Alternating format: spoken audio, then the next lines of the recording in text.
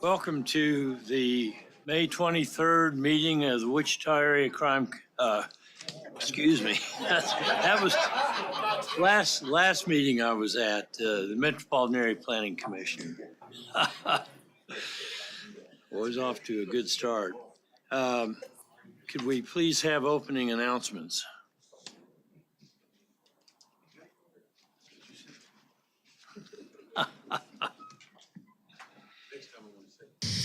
Before we begin the agenda, the Wichita-Sedgwick County Metropolitan Area Planning Commission and the Wichita-Sedgwick County Board of Zoning Appeals would like to take this opportunity to welcome everyone to this public hearing. For those in attendance, copies of the agenda for today's meeting, the public hearing procedure, and planning department staff reports on all agenda items are available in the lobby. The Planning Commission's and the BZA's bylaws limit the applicant on a zoning, subdivision, or variance application and his or her representatives to a total of 10 minutes of speaking time at the start of the hearing on that item, plus up to 2 minutes at the conclusion of that hearing. All other persons wishing to speak on agenda items are limited to 3 minutes per person. However, if they feel that it is needed and justified, the chairman may extend these times by up to 2 minutes. All speakers are requested to state his or her name and address for the record when beginning to speak. When you are finished speaking, please share your name, address, and the case number on the sheet provided in the room. This will enable staff to notify you if there are any additional proceedings concerning that item. All speakers at the podium, please remove your face mask before speaking into the microphone. Please note that all written and visual materials you present to the commission and the board will be retained by the secretary as part of the official record. If you are not speaking, but you wish to be notified about future proceedings on a particular case, please provide your contact information to the planning department. The Planning Commission and the board are interested in hearing the views of all persons who wish to express themselves on all the agenda items. However, we ask that all speakers please be as courteous and concise as possible and avoid long repetitions of facts or opinions which have already been stated. For your information, the Wichita City Council has adopted a policy for all city zoning items. A copy of this policy is available from the planning staff. The City Council relies on a written record of the Planning Commission hearings and does not conduct its own additional public hearings on these items. The decision of the BZA is final. Any appeal of a decision of the BZA is to the district court. Thank you. Could we have a roll call now, please? Yes, sir. Duel. Here. Meter. McKay. Here. Fry. Present. Bill Johnson. Here. Blick. Here. Nix is absent. Kluntz. Warren. Here. Joe Johnson is absent. Miles is absent. Zimbelman. Aldrich. Here. Williams Bay. Here. Sir, I show 3 members absent, 11 members present. Thank you. Next, we have no BZA cases today. So the next item is the approval of the prior MAPC minutes, and the minutes for May 9th are being deferred to June 13th. So now we'll move on into the cases and see what we can take on consent. The first case is sub 2024-00016. This was deferred from 5/2 of 24. It's a one-step final plat, basically located at West 103rd Street and 247th Street West. Is there anyone on the commission that wants to hear this case? Is there anyone present from the public that would like to hear this case? Not, we'll take this case on consent. Next case, item 2.2 is sub 224-00017. This was deferred from May 2nd. One-step final plat, located at 263rd Street West and 103rd Street South. Is there anyone on the commission that would like to hear this case? Is there anyone from the public that would like to hear this case? We'll take that case on consent. Item 2.3 is sub 2024-00021, located on West 31st Street South and South Maze Road. Is there anyone on the commission that wants to hear this case? Is there anyone from the public that would like to hear this case? No, we'll take it on consent. Next item, 2.4 is sub 2024-00022, one-step final plat at 47th Street South and South 295th Street West. Is there anyone on the commission that would? This case is deferred. Oh, okay, excuse me. That's right. Need to read the red ink. So it's deferred. Next case is 2.5, 2024-00023. And it's one-step final plat located near West Kellogg Drive and 135th Street West. Anyone on the commission want to hear that case? Is there anyone from the public here that would like to hear that case? We'll take that on consent. Motion to approve We have one 2.1. more. We had a late entry, item 2.6, sub 2023-00049. This is located, it was deferred from May 9th, 2024, on the 37th Street North and 247th Street West. Is there anyone on the commission that would like to hear that case? Do we have anyone from the public that would like to hear that case? Okay, we will hear that case. Now we'll have a motion on the, Mr. Chair, I move that we approve on consent items 2.1, 2.2, 2.3, and 2.5. Second. okay, we have a motion from Mr. Fry, second from Mr. Williams-Bay. All those in favor signify by saying aye. Aye. Opposed, nay. Motion carries. Next, we have vacation items, 3.1, vacation 2024-00019, and this was deferred from May the 9th, and is generally located on West 9th Street and North Robin Road. Is there anyone on the commission that would like to hear this case? Is there anyone from the public that would like to hear this case? We'll take that one on consent. Next, 3.2, vacation 2024-00022, located on East Central Avenue and North Armour Drive. Does anyone on the commission want to hear that case? Is there anyone from the public that would like to hear that case? We'll take that on consent. 3.3, vacation 2024-00024, located East 21st Street and 1909 North Red Brush Street. Does anyone on the council want to hear that case? Is there anyone from the public that would like to hear that case? We'll take that one on consent.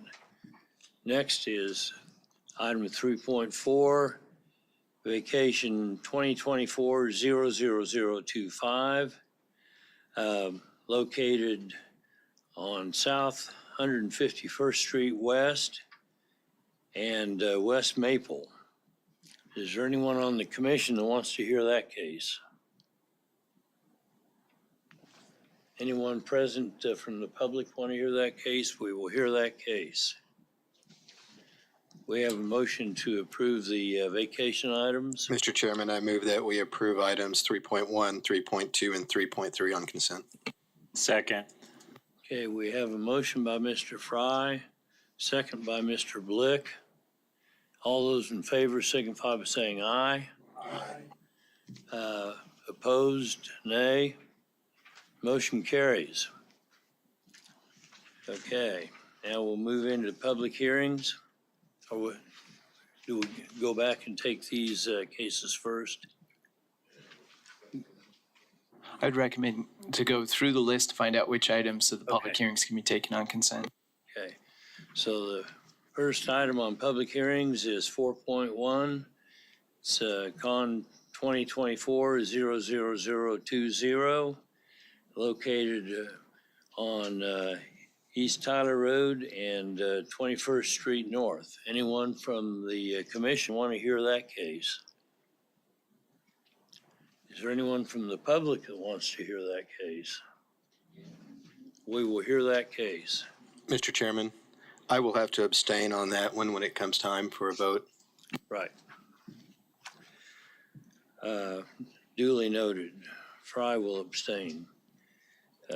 Item 4.2 is a PUD zone change at South Maze Road and West Pawnee. Is there anyone on the commission that wants to hear that case? Is there anyone from the public that would like to hear that case? We'll take that one on consent. Motion to approve 4.2. Okay, we have a motion for Mr. Blick and a second for Mr. Warren. All those in favor signify by saying aye. Aye. Opposed, nay. Motion carries.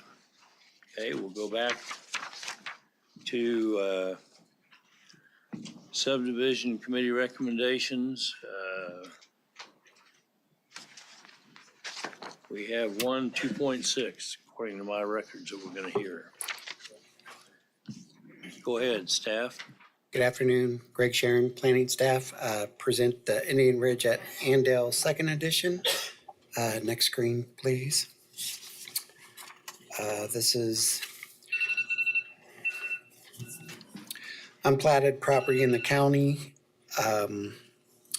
zoned RR rural residential. If you remember, a few months ago, this came in as larger lot size or smaller lot size, and the applicant tried to get it rezoned, had some trouble getting it rezoned, so they decided to replat it to conform with the 2 acre lot standards of the rural residential district. So that's what this plat is presented to you today is for. Next screen, please. And then next screen. So this is a revised plat, and it was continued from last month's meeting because there were some issues with the drainage plan. And I have gotten confirmation from the county stormwater manager that that drainage plan has been approved and it meets all the county standards for stormwater drainage. So I will go through the staff comments. The staff report that you have in front of you in your packet. All the items in this report have been addressed and approved, and that is what has been presented to you as an updated plat. So most of the items that were needed to be corrected were just platter's texts. So those were included and revised. Like I said, for item G, the county stormwater approved the drainage plan. The detention pond has been located in a drainage easement, and the floodplain is located in a drainage reserve. Other things that have been revised was county public works required a temporary cul-de-sac at the end of Eastern Stubb Street. This is item K that has been included on the plat, and also increasing the width of the shared drive access opening to 40 feet. That has been revised. Street stubs and everything else has been approved and addressed. One thing I should note, item X, GIS to approve of street names.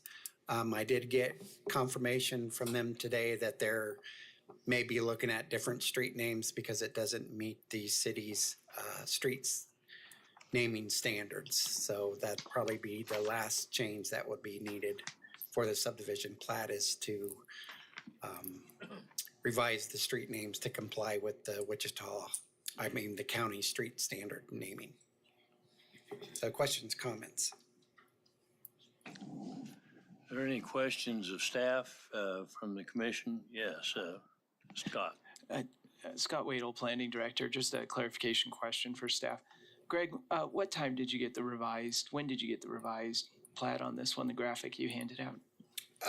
I got it this morning, probably 9:30 would be my guess. Okay, can you also identify what was changed on that? Oh, okay, I'll try to.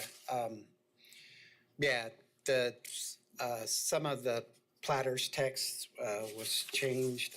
I could just go through. Item C, that was changed and approved in the staff report. Item D, platter's text was changed and approved. Item E, just some graphics, that was approved. Item G, the stormwater, all the stormwater drainage, retention pond within easements, that has all been approved and changed on this plat. Item J,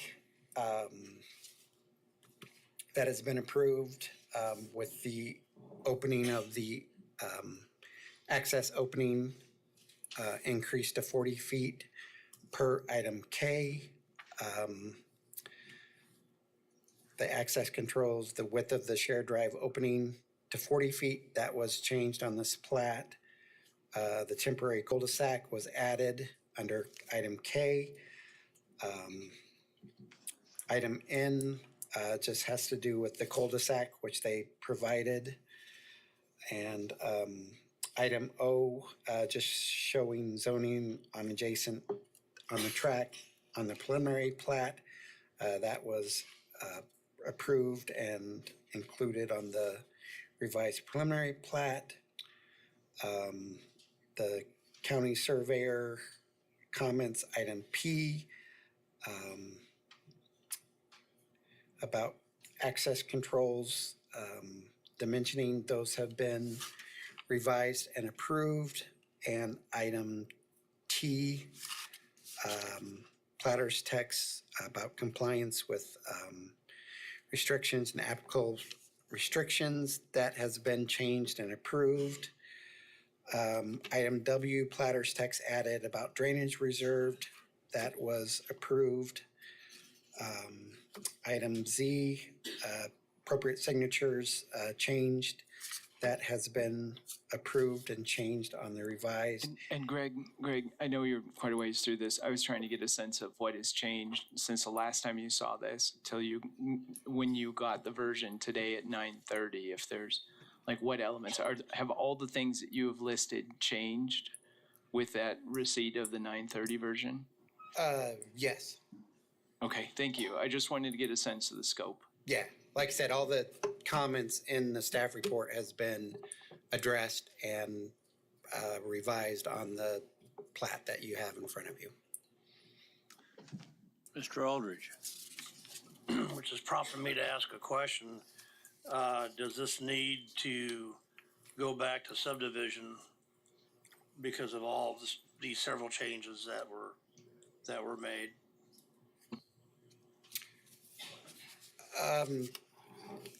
I mean, that would probably be for the legal to discuss, but most of the changes were just platters text changes, which is pretty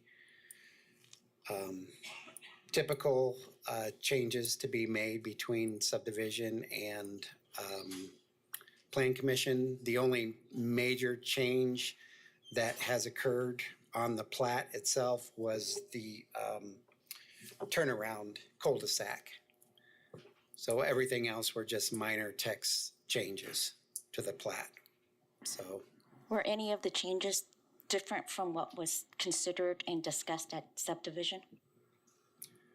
no, because all the requests that were made in the staff report were made at the subdivision committee.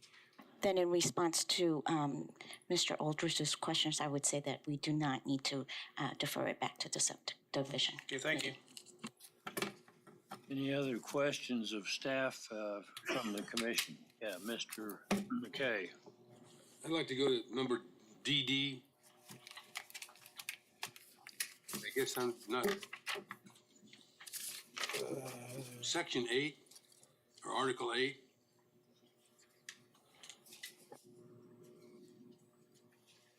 How are we going to accomplish that? Or does Section 8 let you bypass it?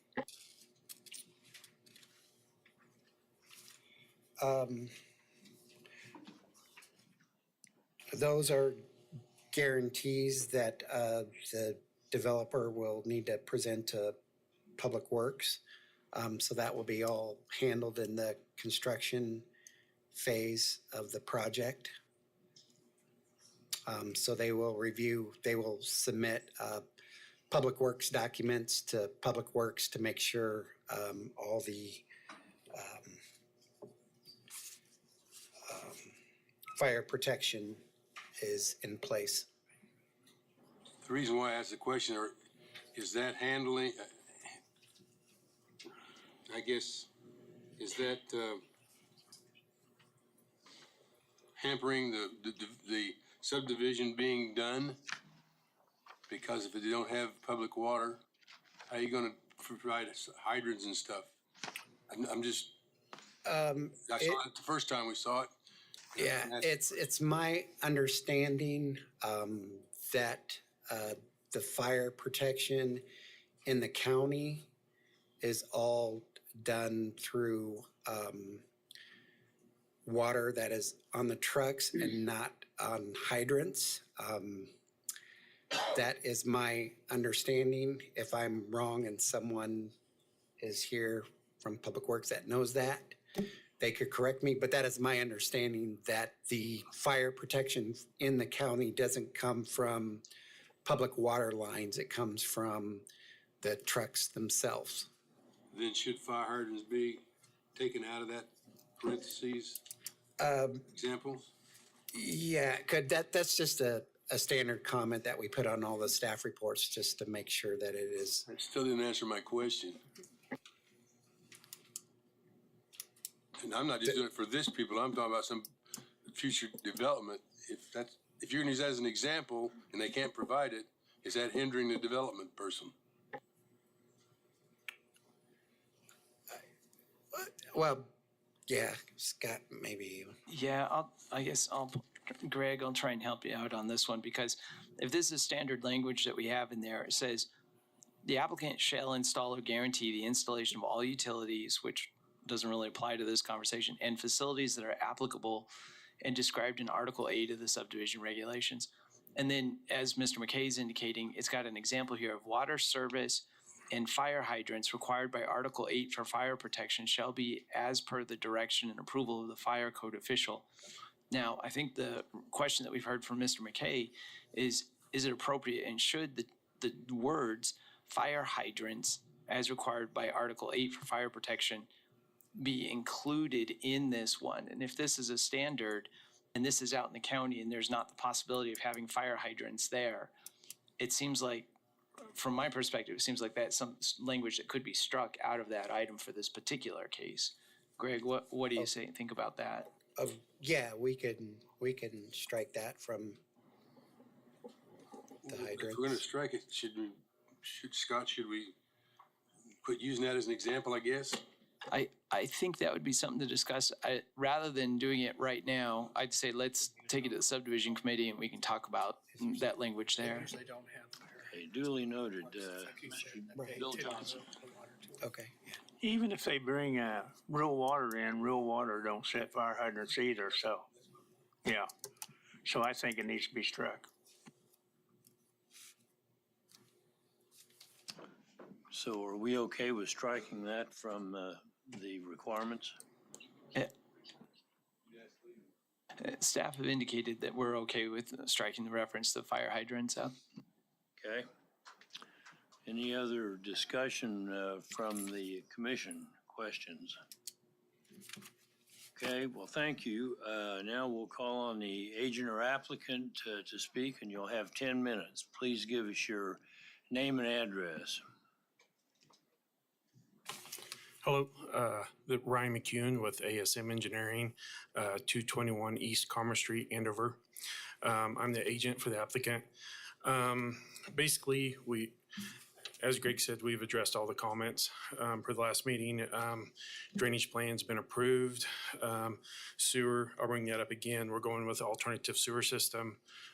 They have done a test well on site back in December. It drilled down to about 80 feet. I think they hit water around 30. It came back up to about 24 feet. They were getting about 25 gallons per minute out of that well. They ran it for 2 hours. So if there's any other questions, I'm here to answer. Any questions? Yeah, Mr. Aldridge. Yep, sir. Do you support all of staff recommendations and comments as given? Yes. And since you mentioned a test well, how will you protect the future residents to assure the quantity and quality of water? I don't know if anybody can really ensure, Well, I guess what I'm referring to, are there going to be any type of deed restrictions or anything? Currently, no. I mean, it's in the county, it's in the country. We have wells, and they have spoken with a couple different water resources the owner has, and they've all confirmed that they believe from their expert opinion that there's plenty of water out in this area, so. Well, I don't think I'm allowed to get too deeply in the water conversation here, but my concern is that building a subdivision in a county with a risk of quality of water, I think that there needs to be, I'd like to see something that helps protect the future residents where they're not purchasing property in a house and you find out that there's not enough adequate water supply or quality of the water. Okay. I guess my question is, has this been a requirement for other subdivisions or what? Why is, I guess, the Well, the request? reason why is because there is an issue whether or not there is adequate water out there, but I better stymie my comments before I get in trouble. Scott? I can provide some context to this one, and this has come up at the subdivision committee meetings. So the state looks at and provides the authority for subdivisions to take place and provides the authority for local governments to consider zoning cases. I bring up both of those because how subdivision cases are considered and platting is pretty different from the way that zoning cases are considered. And in the subdivision process, the local government set out the subdivision regulations, which essentially are a list of things that must be met in order for a property to be platted. And so the state, it's more of a property rights thing in that if you check all of those boxes, you are granted the right to plat your property. Now, in that situation, zoning is a little bit more of a, what's the impact going to be to the neighbors? There's the golden factors that we review. There's kind of a balancing factor there. Subdivision regulations are very much about, do you meet the regulations? Do you meet the requirements? If so, you have the ability to plat. There is one caveat that has come up before, which is safety, that has come up on city plats. Now, to the discussion of water, there was a time when the subdivision regulations did include availability of water as one of those things that needed to be reviewed and included and checked off on. That was eliminated. I don't know the specific timeline. We're doing some more research on that, but some years ago. And so at this point, water availability is not one of those boxes that needs to be checked. Mr. McKay? What, I'm not trying to pick sides here now. Who shoulders the liability? In other words, if this developer says you're gonna sell this lot to 3 or 4 different people and hope they all fill in, and all of a sudden the water, we've got a semi-drought going on now, who shoulders the liability, the developer or the person who bought the land from him? I mean, how do they represent to the buyer, the ultimate buyer of this property? I think a part of that could be due diligence on the buyer and would ultimately be something that could be worked out between the two parties, whether individually or in court. In this case, sure, someone can plat the property. They can even pull a building permit, but do they have the water availability to be able to get the occupancy permit for that is a question that I believe will come up. Seems it would be pretty difficult to confine that to comments in a deed or anything, because as it's been said, nobody can tell what's going to happen in the future.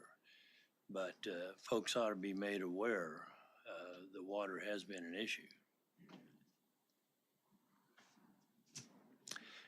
Is there any other questions from the commission of the agent? Not, thank you, sir. Is there anyone from the public? Are you finished? Did you have any other comments? Yeah, I just kind of Sure, wanted to excuse me. quickly brief on that water. The report and the recommendation from Winiger Drilling, I think, was submitted to the county or back on December of 2023. So, and it shows a number of test wells in there, all having adequate water. So, and I'm assuming everybody had a copy of that or not, but if not, we can provide that again. So, and that's it. Thank you. Mr. Blick? Lot 15, where's the entrance going to be? Is that on 37th? And how close is that to the tribal street on lot 15?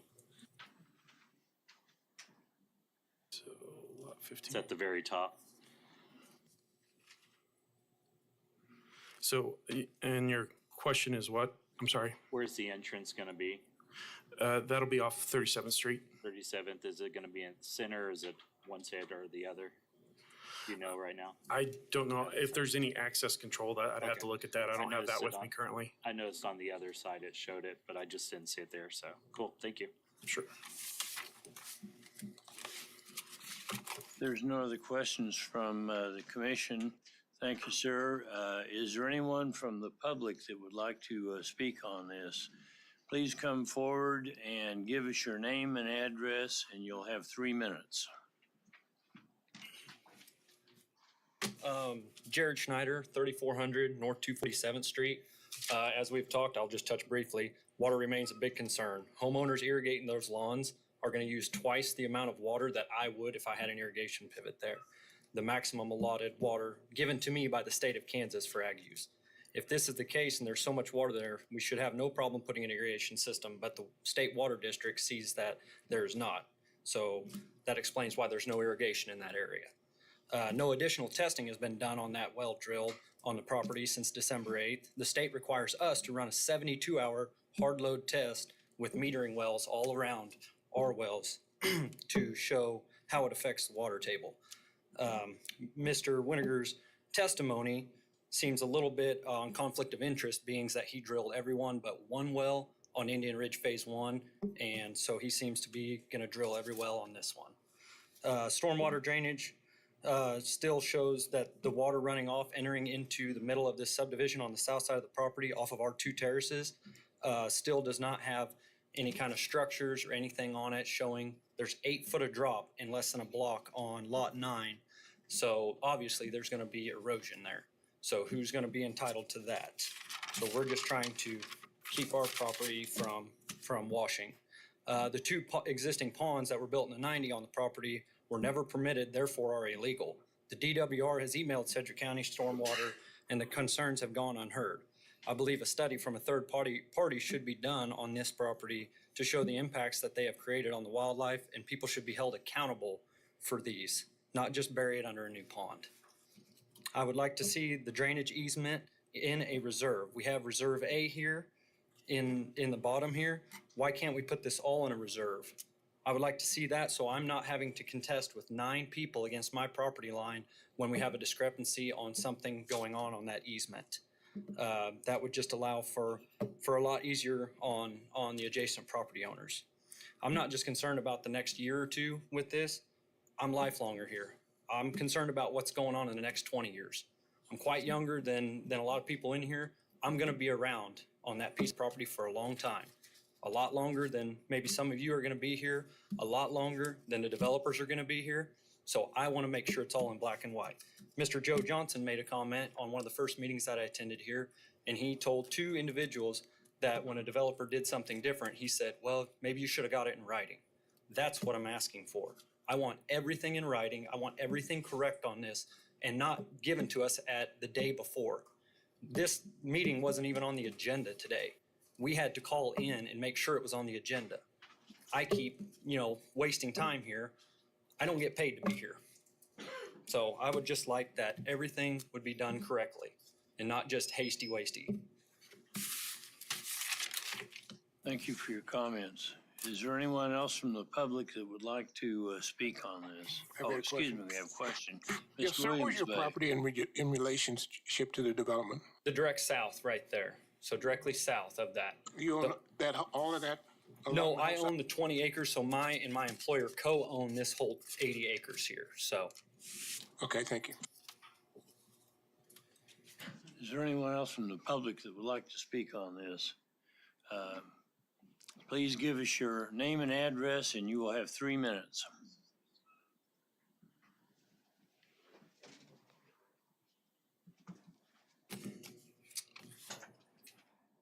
My name's Doug Wager. I live at 24327 West 37th Street North, the notch in this. I currently have water flow issues at one of my wells. We purchased the property in 2015 with no issues, and it wasn't until 2021 when the Indian Ridge 1 development went in a half-mile northwest of us that we started losing pressure and surging. When the original development was proposed, there was a request made by a committee member for test wells and additional water studies to be done by an engineer to verify groundwater availability. To my knowledge, the only test well that's drilled is the one that was mentioned, and it's 350 feet from a pond and 600 feet from a creek.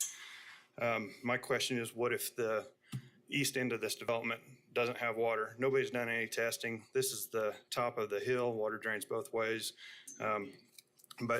So in my research, I reached out to Jeff Latterman, Division of Water Resources, Stafford Field Office, and he said the area is what he considers limited saturation thickness area and recommended limited saturated thickness study to be completed at a pump test done by a licensed geologist, which would give us the idea of the aquifer parameters and analysis of the drawdown 1,320 feet from the well. I spoke with David Barfield, who was the former chief engineer at the Kansas Division of Water Service, and he said that my address is in an area of very limited water and recommends that the development is required to hire an engineer or hydrologist to demonstrate their use will not interfere with the current residents' use before it's approved. And then I also reached out to Tim Bose with GMD2, who gave the report and said that he recommended further evaluation, including test drilling and extended well test pumping. The experts that I asked regarding water availability in the area all recommended additional discoveries to be done to show that this addition will not impair our existing water use. If water needs for the development can't be met by available groundwater, then the water should be supplied by the rural water district to minimize the impact on the surrounding neighborhood. I guess what I'm really asking for is that, the subdivision we got pushed through because we were approving the plats. And if you guys are the ones that are approving whether or not this development happens or not, just looking for this process to be done in the right way. It doesn't have to get shut down. I'm just asking that the additional discoveries are done before we push this thing through and approve it. Thank you for your comments. Any questions from the commission? Mr. Zimmelman. How many wells do you have on your property? So for my 5 acres, I have to have 4 wells. If I've got one that's drilled too deep that has too much sulfate in it. So I know there's a limited amount. I can't just keep going deeper. But I've got 3 wells that I use to run my hydrants, fill my tanks, and the house. How do the other 3 wells? Well, so I haven't measured any of them. The one that's too deep is at 86 feet, I believe. And I was told when we bought the place that the other ones were around 80. The one that's failing is actually, it's a shallower well. I measured it to see what was going on, and it was at 70 feet.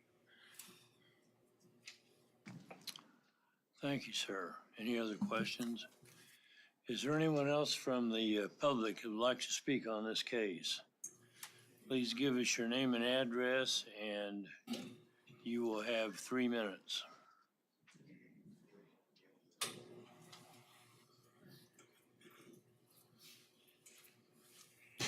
I'm Mark Vaughn. I live at 24220 West 37th Street, which would be this property right here. We purchased that land in '92, and before I purchased the property, I talked to farmers in the area, and one of the things they said was you got to watch out because there's limited water in that area. So part of our conditions for buying the property is we drilled a test well first. So that's kind of heightened my awareness that, there's not unlimited water in this area. Another thing, during the rezoning hearings, a representative from Winnegar Drilling came up and talked about the test wells. They've got the 1 test well in here. The other 2 were, I believe, 2.5 miles further north up where water is readily available. Those are the nearest test wells that I know about. To me, there's been so much development here lately. We need to start monitoring the water level, and that should not be that difficult to do. We can monitor the existing wells and see if they're being drawn down. If they're being drawn down, we know we're going too fast. If not, then we know we got plenty of water. So, any questions? Thank you for your comments, sir. Is there anyone else from the public that would like to speak on this case?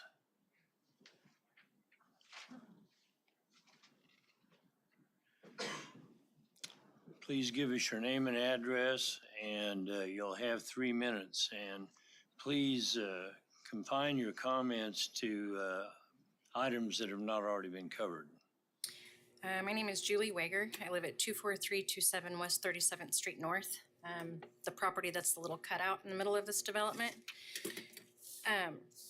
So currently, everybody around us is on 5+ acres, and this is what the lots look like. 5 acres across from us, we're 5 acres, all the rest of this is farmland, and this is what it's gonna be turned into, with 26 houses all around us and nobody else on 2 acres. You can't find 2 acres until you go to town. And Indian Ridge 1 that they already previously developed, we can't even see from our property.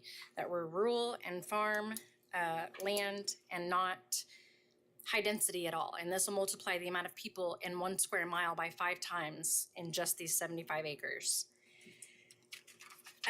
Also, over by the ponds that are not supposed to be there, there is a burnt house that was pushed into a pit silo, and that probably needs to be inspected for asbestos before we start putting more ponds and wells in that area. The elementary schools in the area are already full.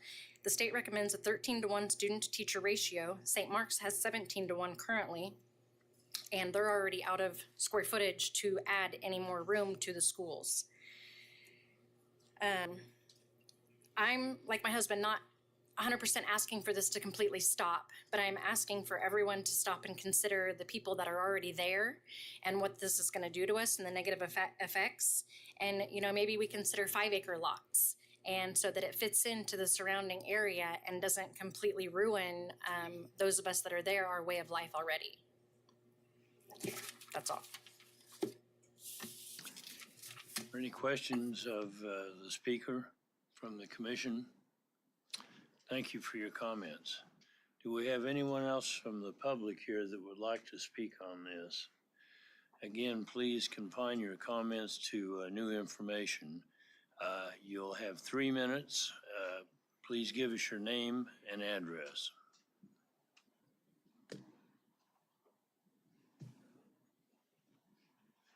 Hi, my name is Sheila Hertel. I'm at 124 West 37th, there north. I'm right across the street, right next to Mark. So I'm right here. My concern here is I have a mini farm. I've got many horses and many donkeys, and my pasture comes out to 37th Street. Now, in one of the subdivisions, the agent asked for a waiver for the streets there to be not to be paved, not required.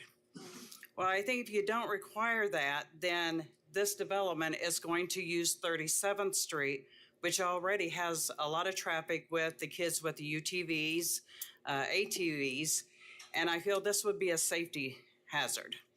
If they don't pave their streets there to make them use their streets instead of using 37th Street all along. Also, you know, my concern is with the fire safety bit. You know, you have that many houses and you're having trucks come in with water. I know Colwich is one of the responders. They're all volunteers. If they don't have volunteers to respond, how many houses are going to go, you know, if they catch fire? I think the safety of my animals and our property there alone is a big concern of mine, as well as water. You know, and like Doug and Julie said, even if we acquire a 5-acre land, just like rest of us, instead of these 2 acres, that would narrow down some of the issues that we may have in the future. Any questions? Thank you for your comments. Thank you. Have another speaker. Please give us your name and address. You'll have 3 minutes. And confine your comments, if you can, to items that haven't already been covered. Okay, I'm Laura Reichard. I live at 24630 West 37th Street North, so I'm kind of right here. And I guess I'm coming from the point of public health and safety. So when we moved to our house a little over 20 years ago, there were 2 wells working. Both of them off the charts hard, probably should have never been hooked up. We've since drilled 3 more. We got 1 out of the 3 that was usable. So maybe with me, it's not so much quality as not so much quantity as quality. Off the charts hard, off the charts high in sulfates. So, yeah. Also, I'm probably one of the few people that's actually in the flood zone, so I have some concerns with that. You know, if the engineers do the thing, then I have to rely on that. But I guess being someone that may not get to live there a lot of years from now, I may find myself just needing to go somewhere else. But it is I'm unfamiliar with this process, and it's a little bit horrifying to me that I could buy a lot and assume that it's good and safe to build a house on, and then I find out that there's water issues there and I can't get water. So it's just a little concerning to me, this whole process. I would hope in the interest of public health and safety that somehow the water situation is dug into a little bit more. And I guess between all of the neighbors, and we've probably got dozens of water studies that say there's some problems with it, I don't understand how one well that's working could negate all that other stuff. So just my unfamiliarity with the process, I'm a little confused about it. So, any questions? Mr. Blick. I have a question. On the other side, the west side of 247th, is that Tecalskin Creek where it starts at? And then it goes all the way down to Wichita? I mean, that's, yeah, if you see that creek, yeah, that's. Okay. Yeah. That's Tecalskin. Okay, thanks. Thank you. Are there any other individuals from the public that would like to speak on this? Please give us your name and address, and you will have 3 minutes.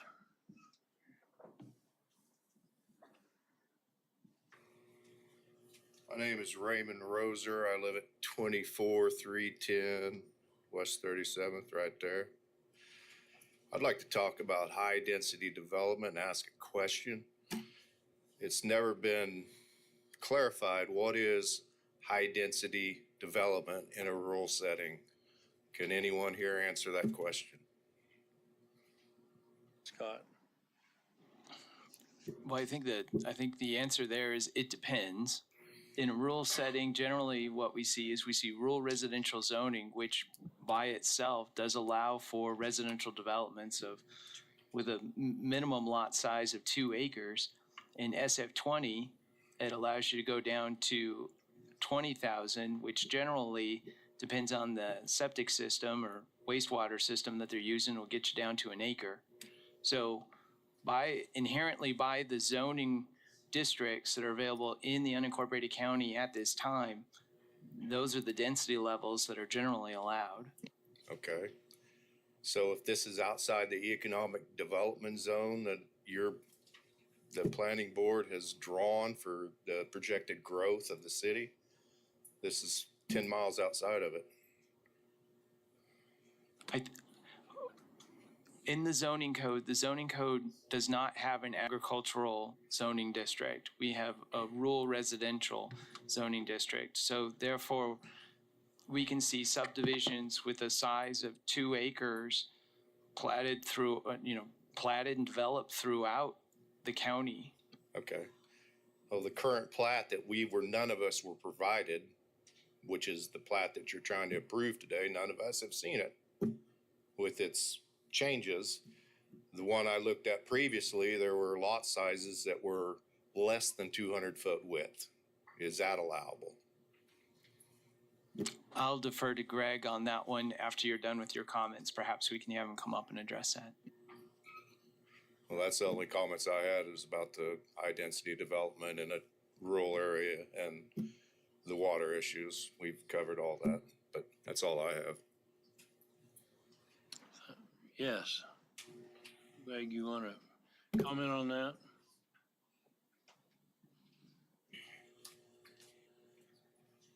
Yeah, all the lot widths on this subdivision meets the 200-foot requirement. It meets the subdivision code for lot frontage, correct? Mr. Aldridge? If that's the case, then why do we need a waiver? Oh, the waiver is for the lot width to depth ratio and not the width of the frontage.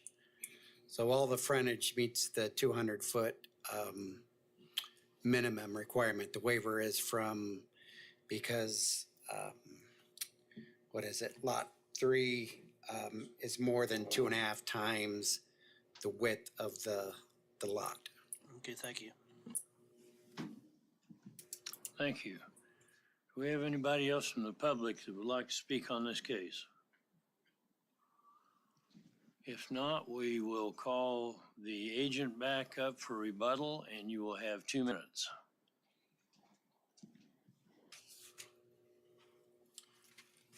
Thank you. Just have a few quick comments.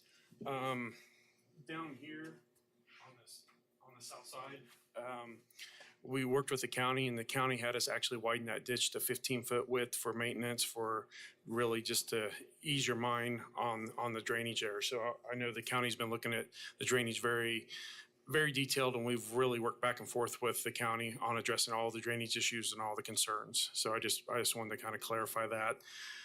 Also, the applicants had spoken with the school district and Tim Hayden, and they acknowledged the needing for growth, and they were in support of this, according to the applicants. And then I guess I just kind of wanted to refer back to the county council far as the water issue, reference to the planning, or to the plat approval. If we could kind of readdress that again.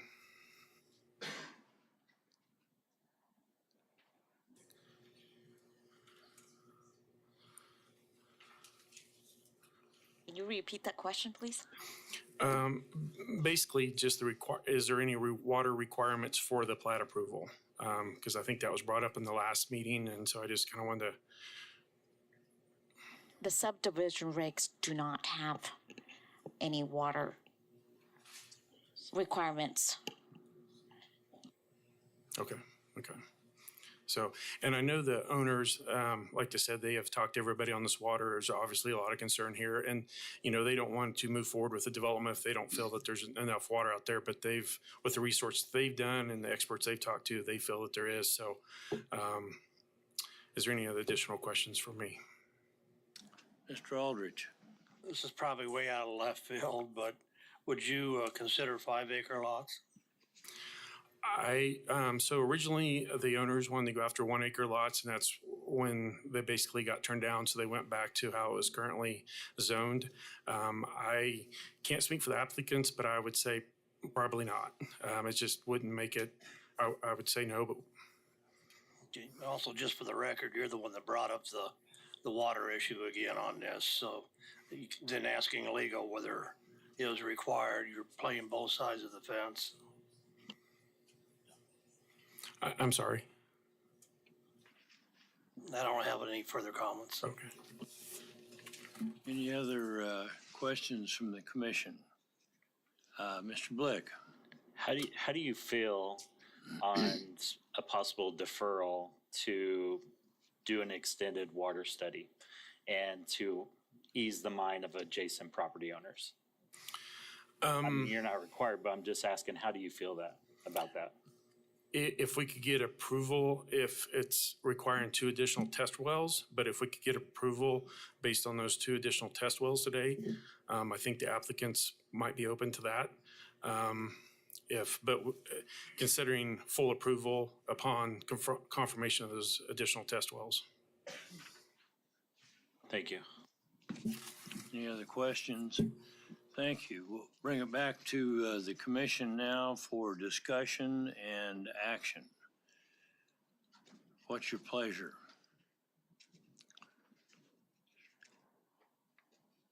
Sounds like any motion that might be made should include possibility of 2 additional test wells, and also striking anything regarding fire hydrants from item DD.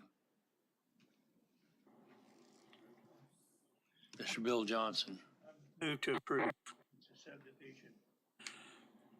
Voted 2 by striking fire hydrants and the fire requirements since it's not in the county regulations.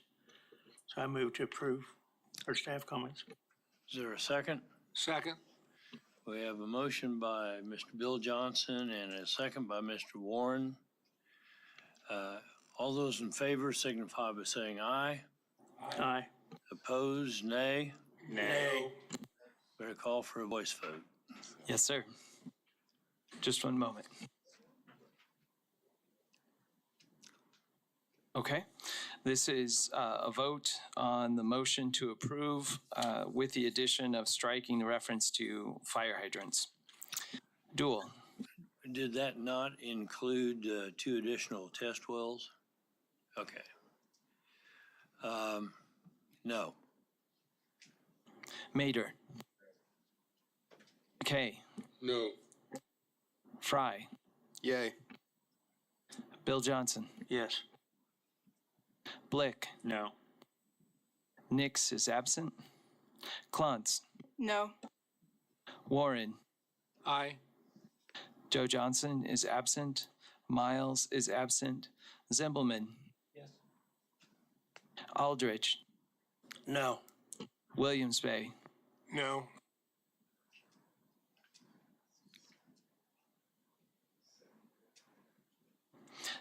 motion fails 4-7. I'd like to make a comment. Because we've had plants like this in the past and we've requested them to do the well digging and stuff like that to make sure that there's plenty of water there, and they've done it without any resistance whatsoever. A while ago, this gentleman said that he would do that if we would guarantee him approval. I don't know how to react to that, I guess. Been in the development business for a little while in my lifetime. I don't know how to react to that. Any other discussion? Okay, motion fails. We will move on to the next case to consider, and that is vacation item, excuse me, go ahead, Mr. Williams. I guess, Oh, we have, give us a statement of a reason why we voted the way that we did?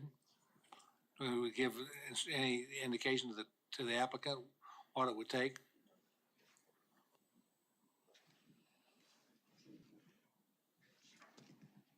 Just a moment.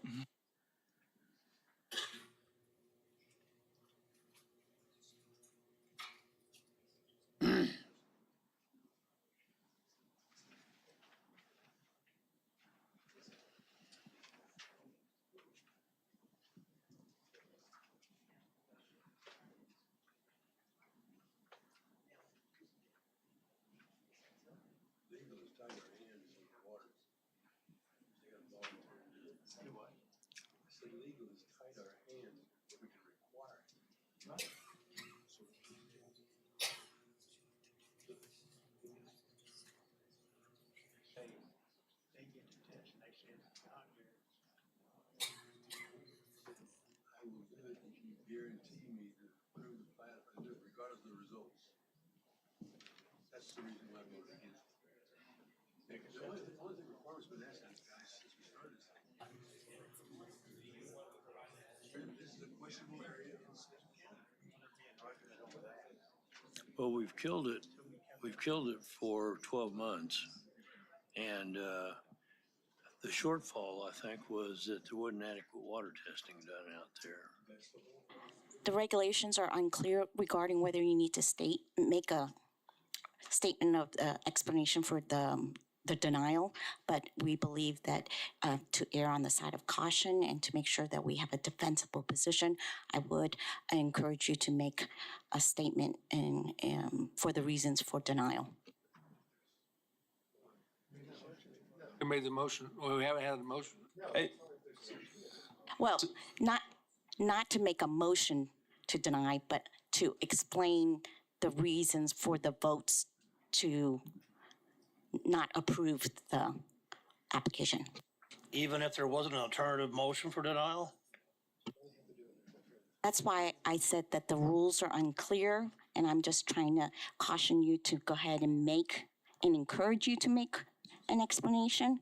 I'm not saying it's required, but I would encourage you to make an explanation so that there's a defensible position if this comes up for litigation. So would the discussion that was and comments that were made by the board, will that work or not? you could certainly incorporate the discussion as the rationale for your vote. The motion was to approve, subject to those conditions, and I think if there were any discussion on why that motion was made, it would be for approval. Nobody made a motion to deny, but the case was denied, so I don't know who we would look to make the statement that you're suggesting. Scott? If I could, just for context, so in this situation, we've got a motion to approve, the motion to approve failed. If there's not another motion that is approved, then what happens is that this item fails. I think everyone has that understanding. I want to make sure that folks in the room have that same understanding. Now, the question has come up about should any additional factors or evidence be cited by members of the commission. That is typically something that is needed for a zoning case in order to ensure that it can stand a contest should it go to court. In this case, because it's not that there was a motion to deny it, it's just that a motion to approve did not pass. Legal counsel has advised that yes, if you want to, if folks who voted to deny, not to approve the motion to approve it, if they want to provide any additional comments or evidence that they think would help with this to make it more defensible, they're more than welcome to, but you are not required to. And I would add that this is going to go before the BOCC, and your explanations will assist the BOCC in making its final determination. Well, the time has passed to make another motion at this point. Somebody could have made a substitute motion to approve subject to, for instance, drilling 2 more wells. We didn't do that. Now, there's no chance to make another motion on this case, I don't believe, is there? My apologies. We've just confirmed that this, if it's denied, it will not go before the BOCC. You are able to move on to the next item if you wish. Members are also able to make comments until you do so. But they couldn't make another motion on this case because we've already made a motion that failed. You could take up another motion until you move on to another item. Okay. Is anybody interested in making another motion on this case to approve or deny subject to anything that was not covered in the original motion? Or would you like to make any comments for the record regarding this case?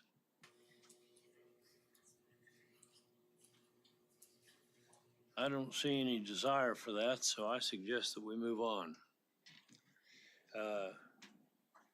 The next item is 3.4 vacation item 00025.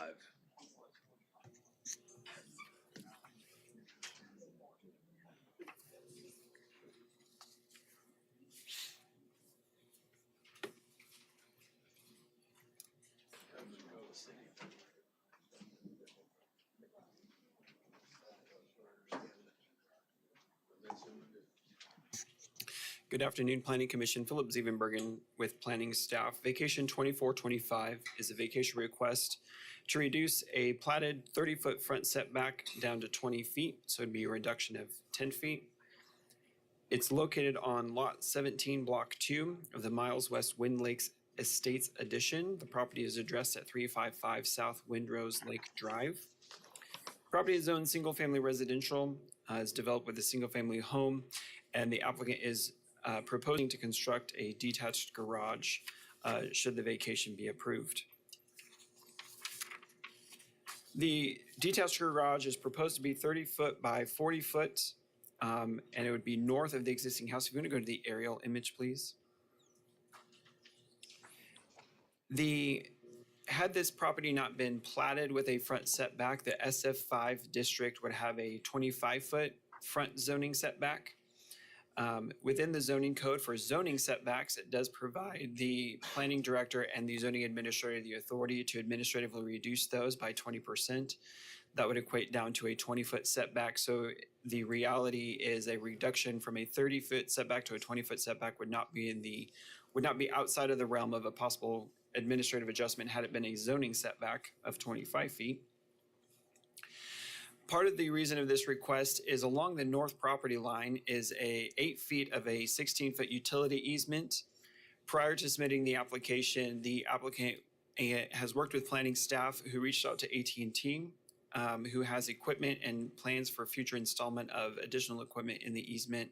And he essentially said that they would not be in favor of any reduction of the easement, which would have allowed the building to be set back farther away from the street and a possible smaller reduction of the front setback or no reduction of the front setback. So with the inability to reduce the easement in the rear, meant that the request had to be for a larger reduction of the front setback.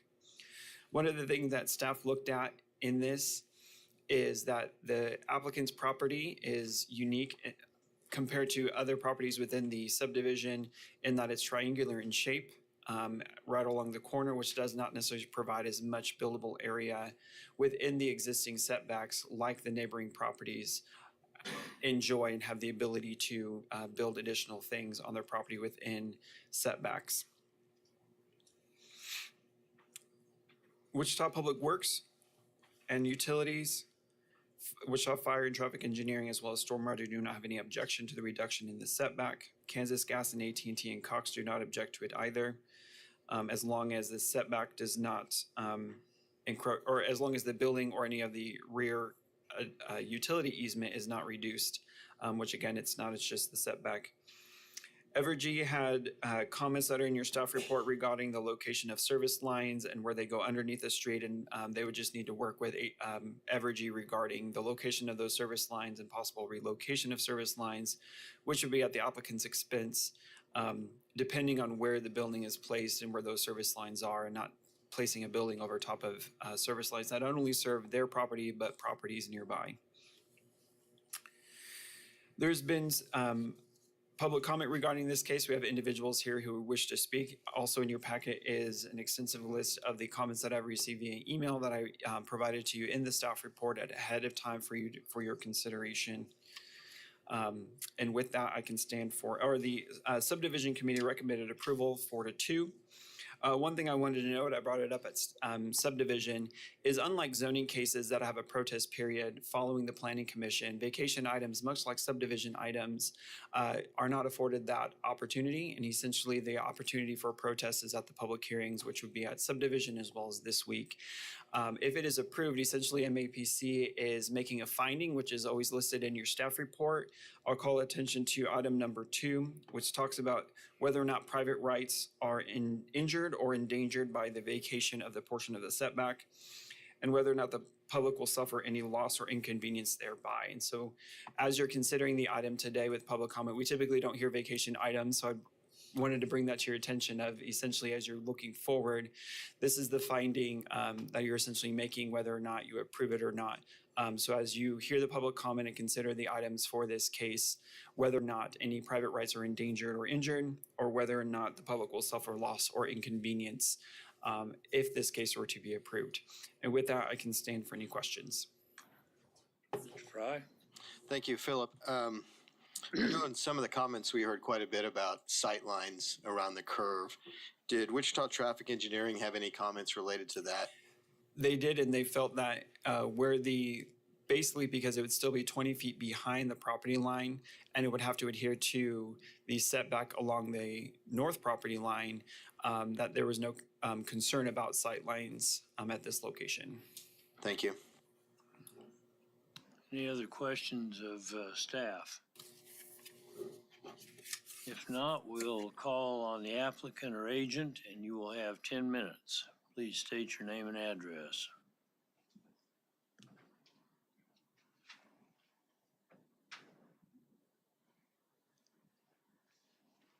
I'm Amy Bedient. Jason Bedient. We live at 355 Windrose Lake Drive. We applied for the vacation in the setback to build a 3-car garage next to our house here.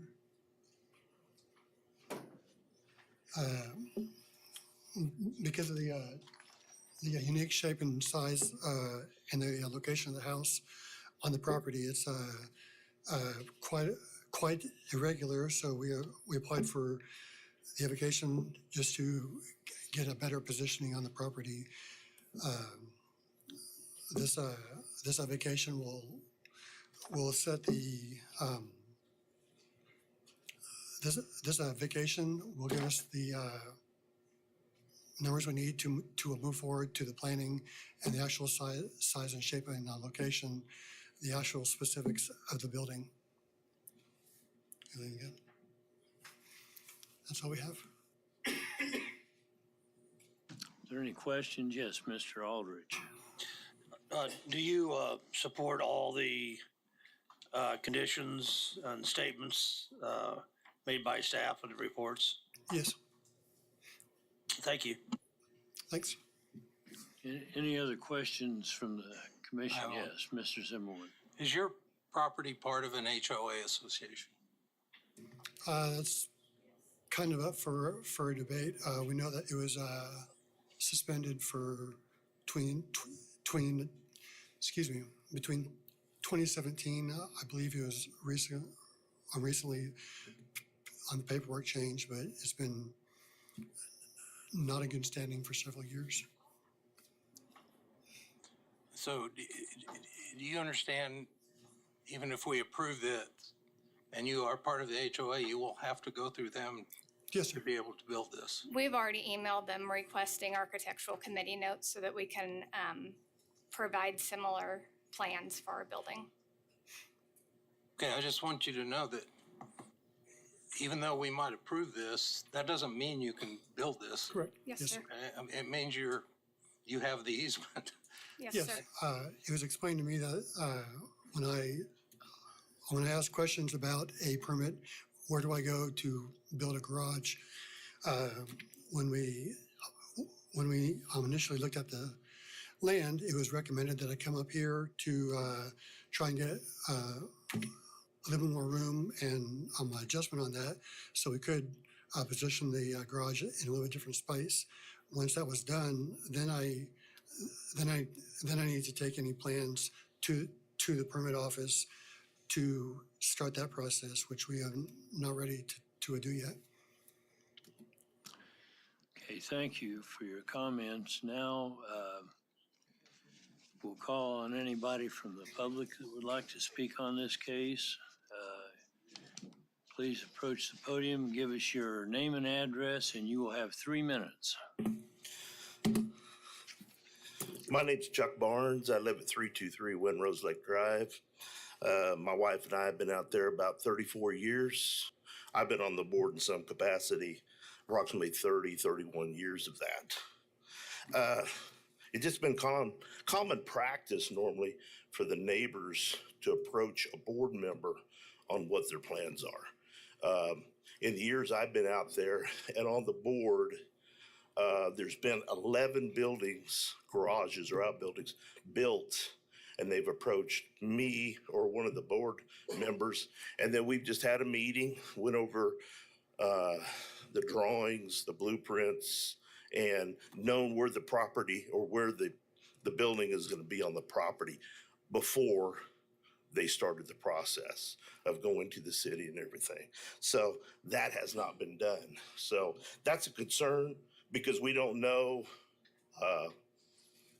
what the building's going to look like, exactly where it's going to be at, what it's going to be built out of, and normally that's been done.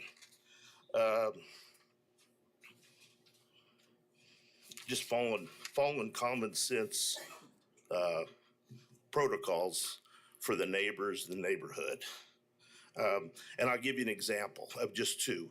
Two of our neighbors across the street and a couple houses over in the last 3 years have built garages, and they presented it to the board and told us what they were going to build it out of. And that the garages look like they were built at the same time as the house. They blend in with the neighborhood. They match the home.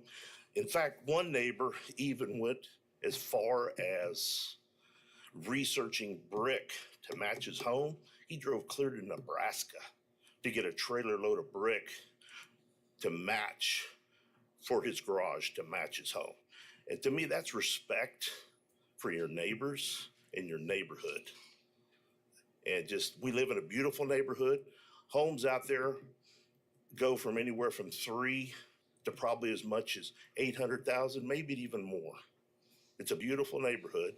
And I think just everybody should just use common sense and respect themselves, their neighbors, and the neighborhood.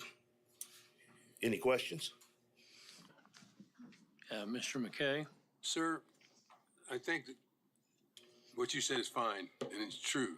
But also, because they were going to encroach on an easement, they had to come to this body to do that. I understand that. So that's their first step. Okay. To get that done before they even, so. I guess why. To pick any side, I'm just saying that. Sure. One side, like Mr. Zimmelman said, and the other side is, you have responsibility. You can't give them permission to do it unless we give them permission. Oh, I to do agree. an easement. Yeah, you gotta go through the city first. I get that.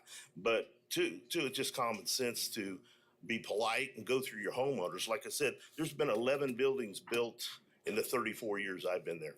All the people have went through the HOA to get our stamp of approval. Mr. Aldridge? Yeah, but sir, what it was just explained is that if this body, for example, denies it, it doesn't go your way. And, if we do approve it, Commissioner Zimmelman pointed out, which is correct, still got to go through the HOA and your design committee and everything else. So yes, it's not a matter, of certain priorities, respect, this, that, and the other. Sure. And you got to follow what your covenant states. I agree. So it makes sense that this process is first, because if it doesn't happen here, it's not going to happen at all. I get that. Mr. Johnson, do you have any questions? Okay, thank you for your comments. I guess I was curious, the other 11 garages are built, was any of them in an easement where they had to get it vacated? All those buildings are built behind their property line and or even, and they're within the easements of their neighbor's property. So they were all done within code and the HOA. And like we're saying, they got to get this approved for it. I agree. Okay. Should be. Any other questions, Mr. Blick? Yes, sir. So what I'm hearing is you don't have a problem with him building a garage or a structure.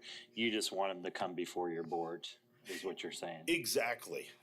But like I said, it also helps when the board knows, the neighborhood knows that they're going to put in a building, anybody, and that it's going to blend in with their home. It's going to look like their home, the roof, the trim, the colors, the brick, everything. So it's going to look like it's been there forever. Okay, thank you for your comments. Is there anyone else that wants to speak on this? Thank you. Please give us your name and address, and you'll have 3 minutes. Good afternoon. My name is Eric Kivett. My wife, Tricia Walter, and I reside at 347 Windrose Lake Drive, which is this property just to the east. I submitted a letter which should have been in your packet. I'll address 3 brief points. First off, from a safety perspective, our neighborhood is an active neighborhood. We do not have sidewalks. We have many adults and children that regularly walk or bicycle the neighborhood. I heard the comment about the traffic engineer, but opening up this easement along the front with the opportunity for a garage to be adjacent to that corner is injurious to the public. There have been near incidents. My neighbor Steve, who lives one more house to the east, rides his bike probably 30 times around the neighborhood every day. He's had near misses with cars backing out of drives. I've had to stop, my wife has had to stop for kids who aren't paying attention. From having any type of obstruction there, from a building being right there, this easement is moving it closer, blocking part of that corner.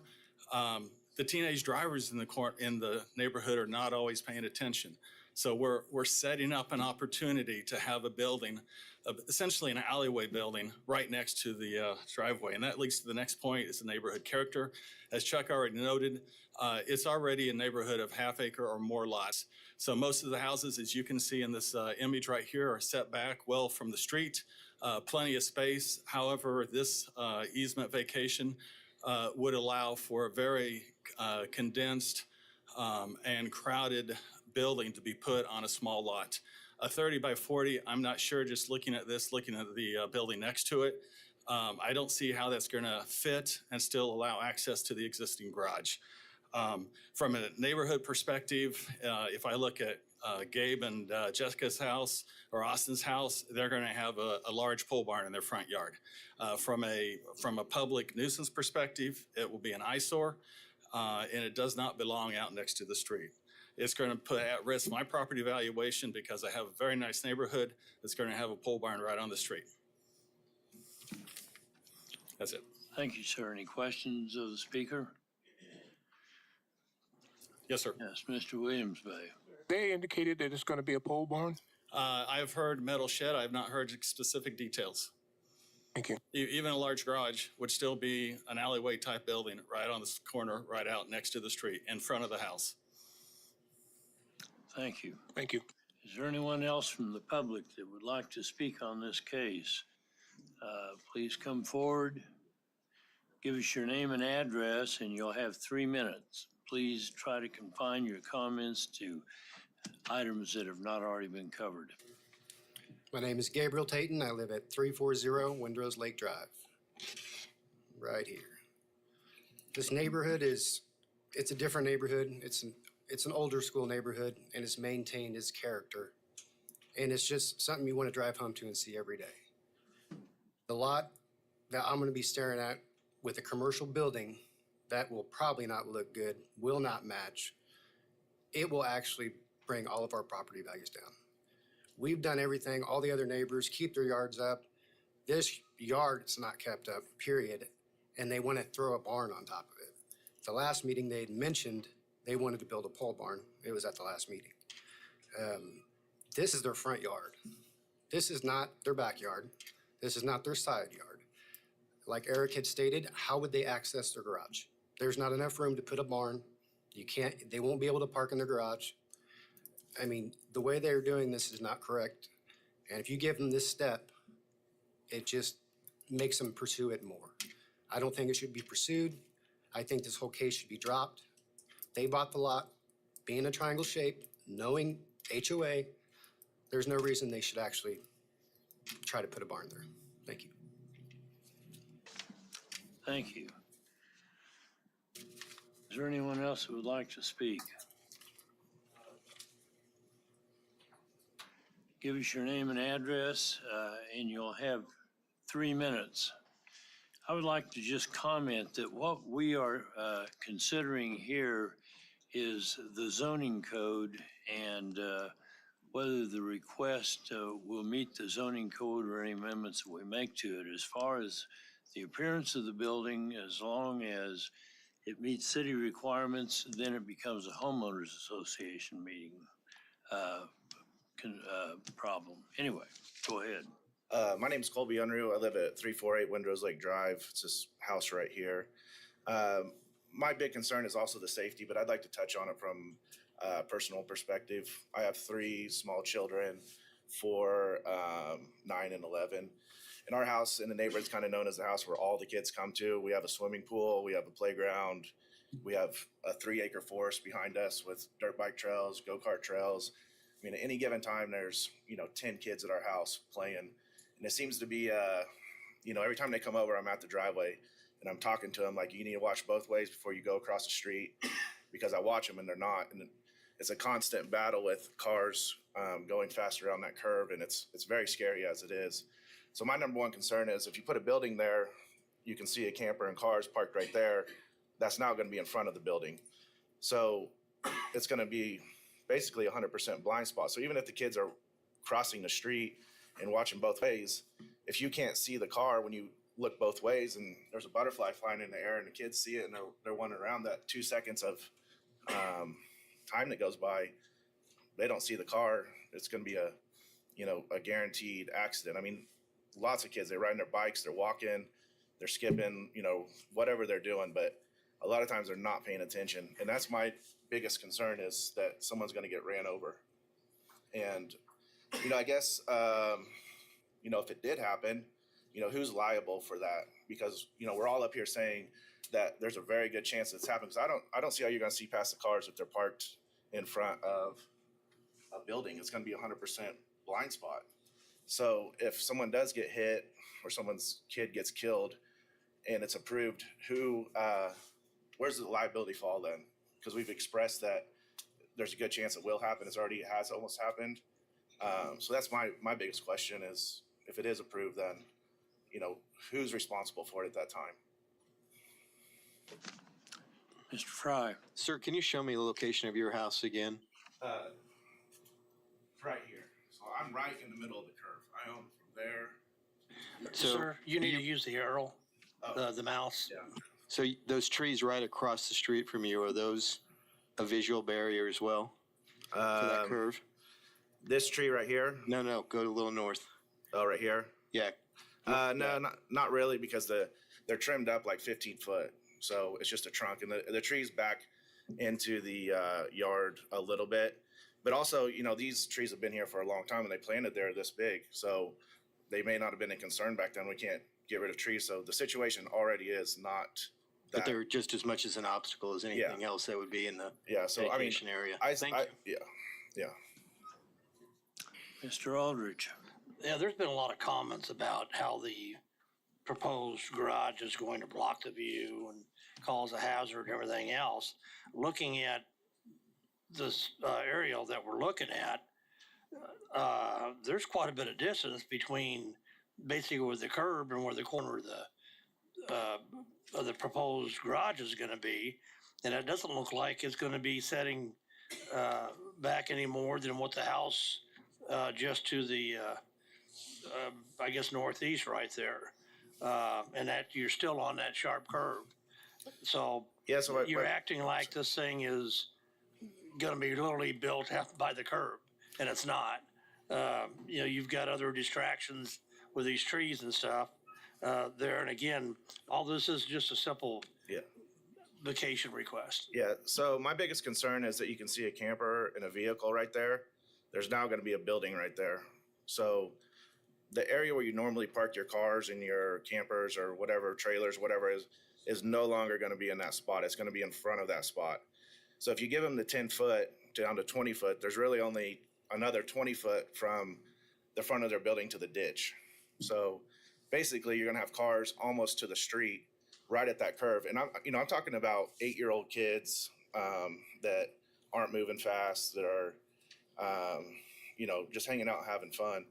I'm not talking about adults that are, conscious of what everything is going on. But I'm looking at, you're moving the place where you normally park your vehicles in front of the building now.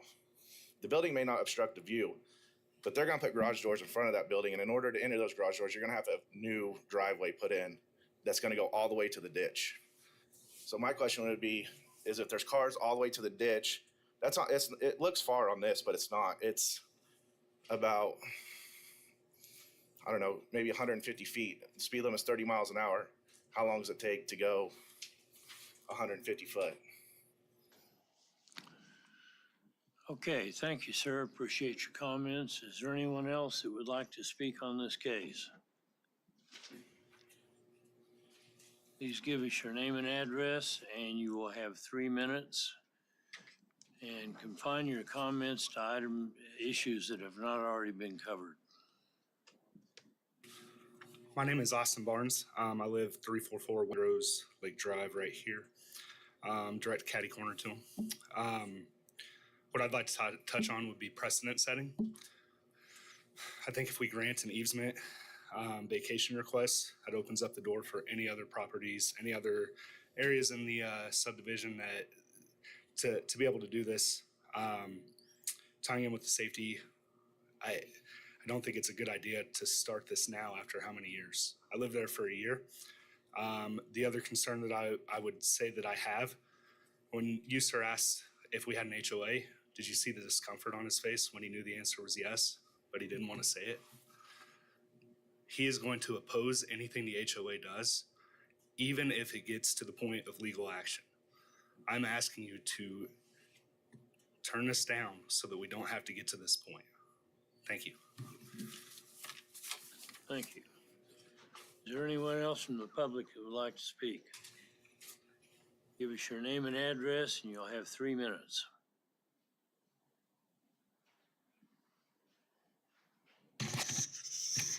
Jessica Tayton. I live at 340 Windrose Lake Drive, which is right here, directly across from the homeowners. I'd like to show you this item in your paper right here, or in your packet. The top picture is a view coming from the south to the north, where the property will, or where the structure will be built. And what you'll see first on that street is their structure. If you give them the easement that is technically their front yard, they are wanting to build a structure in the front yard of their property, in front of the face of their property. No other house in this neighborhood has that. That will cause devaluation of all of our properties. In the future, if I ever wanted to sell, would anyone want to buy that? And he had mentioned, I think someone had asked him a question if he had known what kind of building he was going to build or whatever. In the last meeting, he said it was either going to be a metal shed or a pole barn. And I know aesthetics is not bad, but again, as the prior speaker said, you give him the front yard easement, he will build what he wants, and he won't go through the HOA. He made it very clear to the vice president of the HOA, who approached him a couple of weeks ago to ask him what he was doing. He said, I don't have to talk to the HOA. I don't have to get anything approved from the HOA. They are essentially trying to go around the HOA and get the approval of the city. Again, I ask that you guys please deny the request to vacate the front part of their property. That is their front yard. I go back to the pink drawing, or I think it's this drawing in your packet. If he puts it there, how is he going to access his current garage? All of this is devaluation of properties around him. I understand that you can do what you want on your own property, and I support that, but also with some thought to it. I live across the street, and I do not want my property, Austin's property, or anybody else's property to be devalued. There are 3 houses in the neighborhood, at least on this side of the neighborhood, that are 600,000 plus houses. 4 of them that are 450 plus houses. You go across the street to Talia, the new housing division, 600 minimum and above. We are competing with that neighborhood. We want to be just like them. We want people to want to come knock on our doors and buy our houses like they have in the past. I please request that you guys deny this vacation permit. Any questions? Thank you. Is there anyone else who wants to speak on this? Give us your name and address, and you'll have 3 minutes. And please try to confine your comments to new information. And additionally, I would say comments as to what the architectural design of this is going to look like is not something we're considering here. That's a step beyond this. Either the homeowners association or compliance with city building restrictions. Go ahead. All right, my name's William Moore. I live at 352 Windrose Lake Drive at the Era, which is kind of diagonally out from the property. I appreciate the opportunity of this committee for us to come before you. I realize that this is a yes/no. What is legal or what passes by certain committees may be right legally, but is not right in the end in best interest. For example, when we were annexed by Wichita, our easements were readjusted. Okay, give me back my 8,000 plus square foot and I'll keep workers out of my front yard. Okay, so I understand that, but I appreciate the fact that in the best interest for the city and community, they took that property. I may own it, but I don't control it. We've heard some issues here where a committee from the city came back for driving safety and said, hey, there's no problem. That is because they can currently see around that curve, but they will not be able to see around that curve when the building is in place. And then you go to the building itself. A disparaging comment that the committee, the HOA, was disbanded, non-functional. That is not true. I've lived there since 1999. Yes, did they do everything the way we did for 20 years in the last 5? No, but we're getting back on track with regular meetings. We never have had an issue with our residents. Now, were there other buildings built? Yes. But it's already been testified, every one of them, if it is a garage, large structure, is in a backyard. If it is a 2-car garage or possibly 3, it is well back from the front yard and is a small structure. A 30 by 40 is not a 2 or 3-car garage. Therefore, I would request that even though it may be legal, we disapprove this vacation. Thank you. Any questions? Thank you. Is there anyone else who would like to speak on this case at this time? If not, I will call on the agent or applicant to come forward, and you will have 2 minutes rebuttal.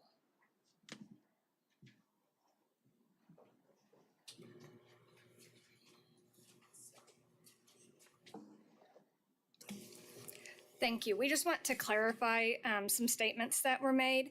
We have lived in the neighborhood for 10 years. In those 10 years, there have been 2 HOA meetings. We were planning to build a garage several years ago in 2017. We sent a request for records so that we could submit records similar to what had been submitted in the past. Those records were never submitted to us, never provided. We put that on pause because of a family situation. Now that we are looking at doing that again, we have submitted the email to the president. The president came over to our house on Saturday and asked if we would be willing to meet with him and the vice president that night. He came over at 4 o'clock. We had a soccer game at 7. We said we could meet afterwards at 8. He said they could not meet and asked if we could meet Sunday morning. We said we could meet Sunday morning and they never responded. So we are willing to work with the HOA and have tried to make contact with them. We have not received responses from them. We also have not stated that we are going to do a pole barn. We have said that we're going to do a building similar to the one that's behind us, which is a pole barn. That does not mean that we are making a pole barn. As far as the discussion of the cars in the blind spot, this is a garage. The cars will be in the garage. That's why we want to build the garage, so that the cars are not in the driveway. Jessica's story about the vice president and us refusing to talk to him, the only interaction I have had with Roger was when I stopped by his house and talked to him about his building, asked who built it, asked for their contact information, and told him that we were looking to build a similar one. He has not approached us since then, and we have never refused to talk to him. We have 2 kids ourselves, and all the safety concerns would be ours as well. We would never do anything to risk the safety of our family or kids as well. I don't believe this does it at all.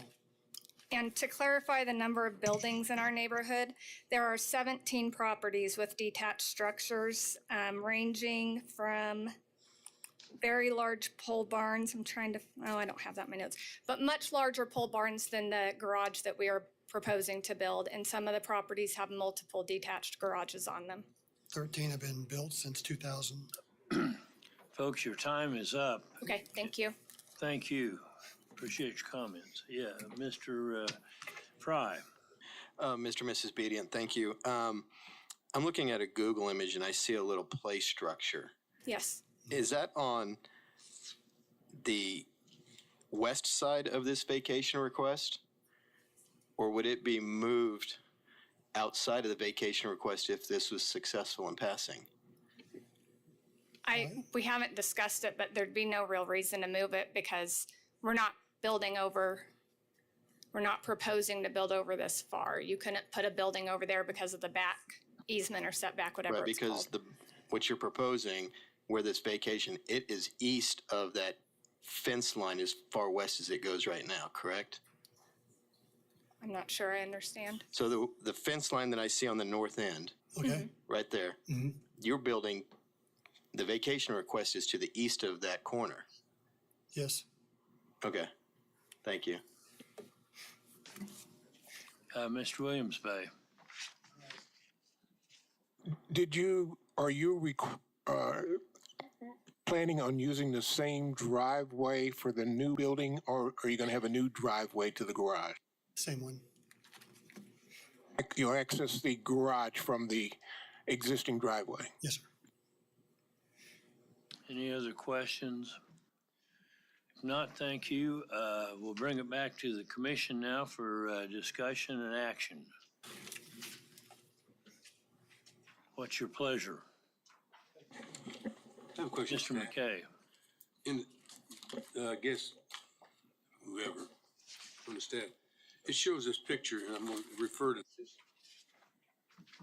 picture here. It shows the building. In the past, they're asking for vacation of the whole thing from property line to property line, correct?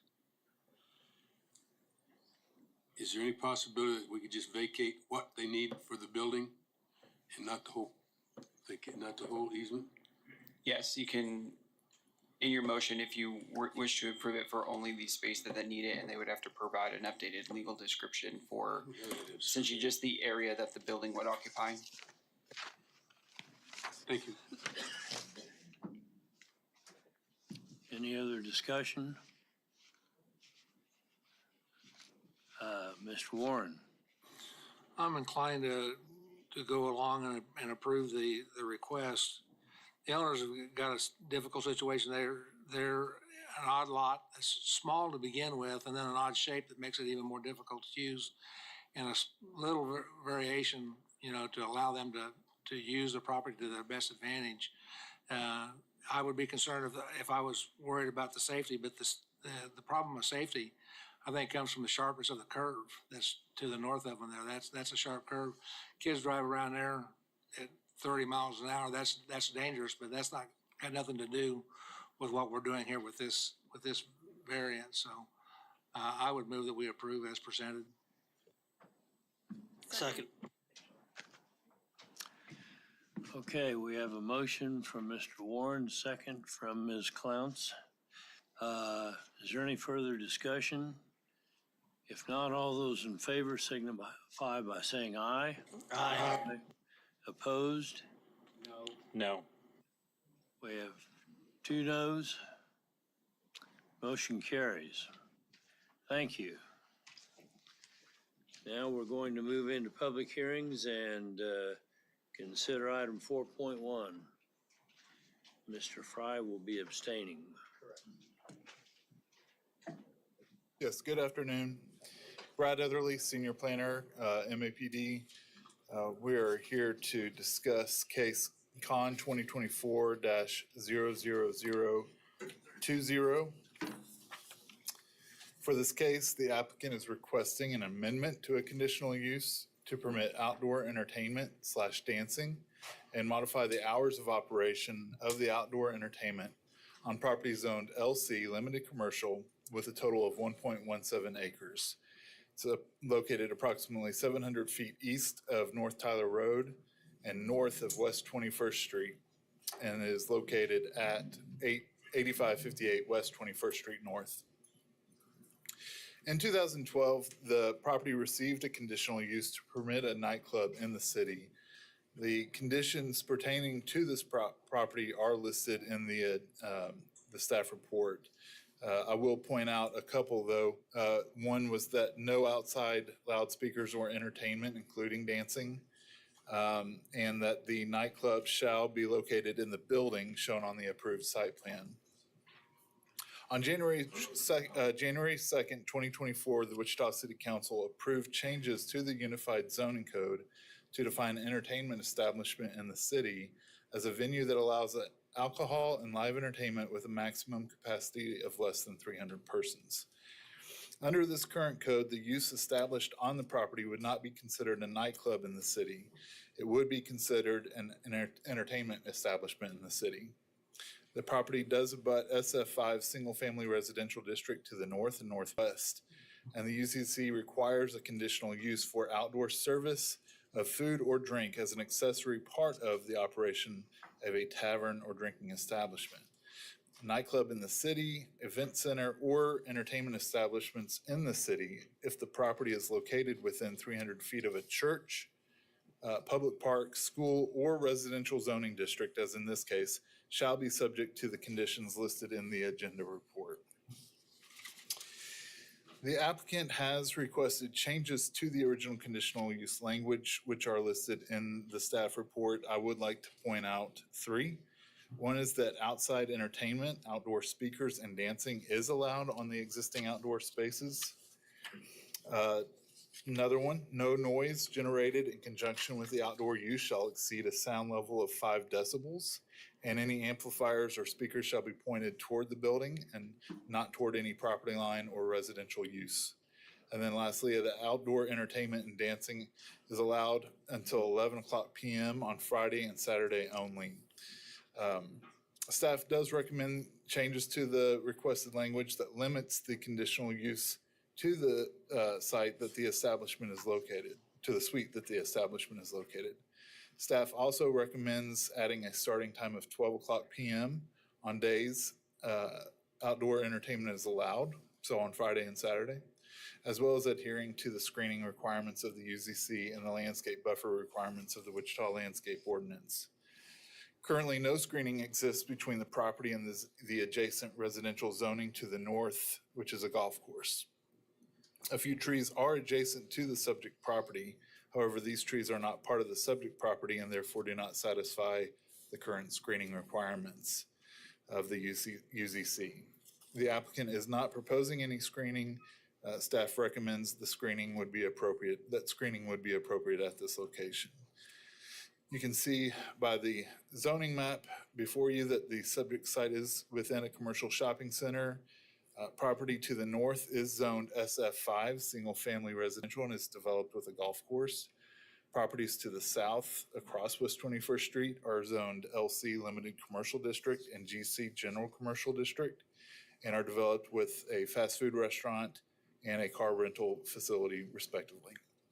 Properties to the east are zoned LC, Limited Commercial District, and are developed with a dance studio and a medical facility. Property to the west is zoned GC, General Commercial, and is developed with a vehicle sales operation. Going into the case history, on March 12th, 1989, the subject site was platted as part of the Reflection Ridge 3rd Edition. In 2012, a conditional use was granted to allow a nightclub in the city for live music, dancing, and karaoke. However, the conditional use prohibited outside loudspeakers and entertainment, including dancing. In 2020, an administrative adjustment to reduce the required amount of parking from 167 spaces to 160 spaces was approved. And in 2022, an application for a similar request to the loudspeakers and entertainment, including dancing, was made. That was denied by the MAPC. The site does have direct access to West 21st Street North, which is a paved 5-lane arterial with a sidewalk on the north side. Wichita Transit serves the subject properties within 1/4 mile west on the northeast corner of West 21st Street North and North Tyler Road. And all municipal services are in place to serve the site. If we can go to the future growth map.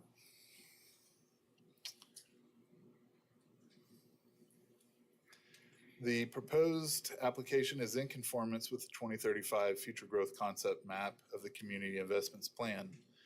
The map identifies the area in which the site is located to be appropriate for new employment, and the proposed application is not in conformance with the locational guidelines of the Community Investments Plan. The locational guidelines state that non-residential uses should have site design features that limit traffic, noise, lighting, and adverse impacts on surrounding residential land uses.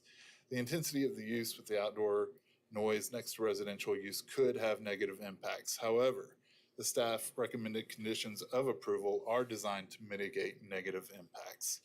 If we can go to the site pics.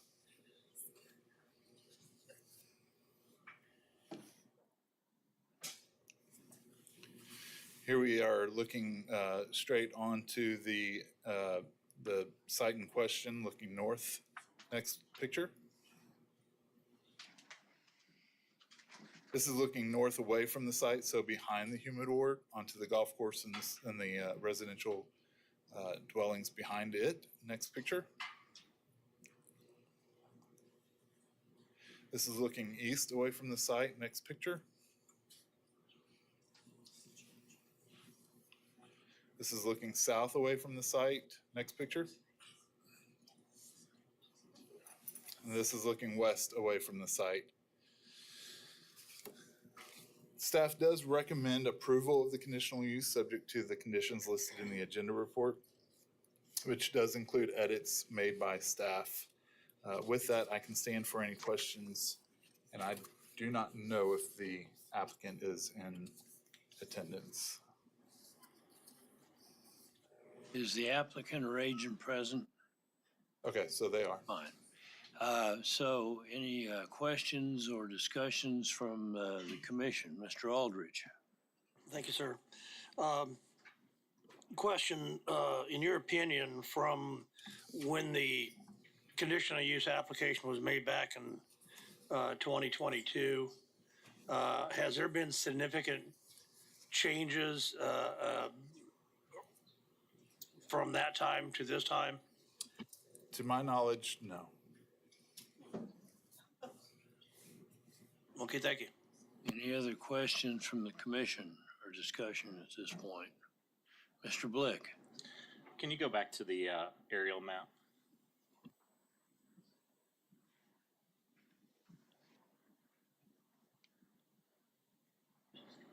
Does it look like the closest house is going to be just to the north?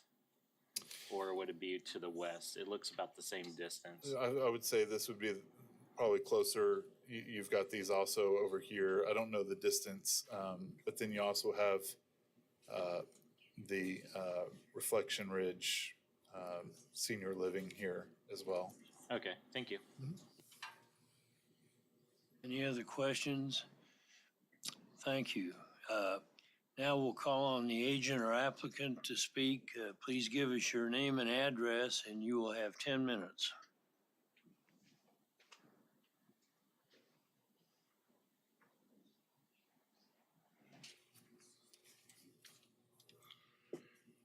Good afternoon, Commissioners. My name is Chris Bohm from Garver, 1995 Midfield here in Wichita. I am the agent for the applicant, and Mr. Etherly gave a kind of a zoning CUP update. I'm going to give you a little bit more of an operational overview of the humidor. So it was opened as a lounge in the fall of 2020, but it existed as a cigar store before that, but it turned into a lounge in 2020. So in April of 2022, a patio was constructed with a stage. And late that month in April 29th, in fact, the first live music outdoors was held on site. So after that point from April, that one concert through May, there were 9 live music events at this venue, 2 of which we know, because I can't go back in time and see how many there were at this time, but 2 of them for sure were outside. And then in June of 22, there were 5 different events, musical events. And I don't know, but at least one of those was outdoors. In July of 2022, actually the 23rd of July, there was a concert that was, well, let's just say it caused some complaints. And I would imagine you'll hear about some of that today.